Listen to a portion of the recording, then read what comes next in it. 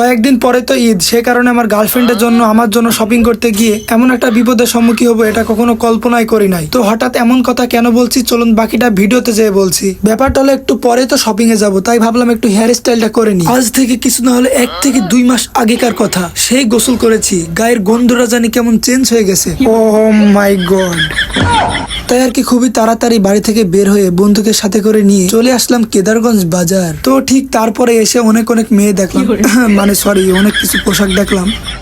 তো তারপরে এদিকে এসে আমার গার্লফ্রেন্ডের জন্য কালেকশন দেখতেছি। সরি ভাই, দুঃখিত, আমার আসলে নাই, থাকলে তো দেখবো। আবার পোড়া কপাল, একটা বউ নাই যে নিয়ে যাব।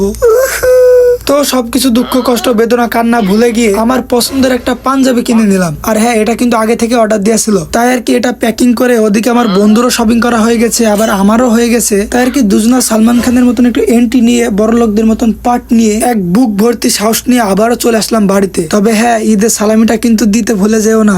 I love you guys.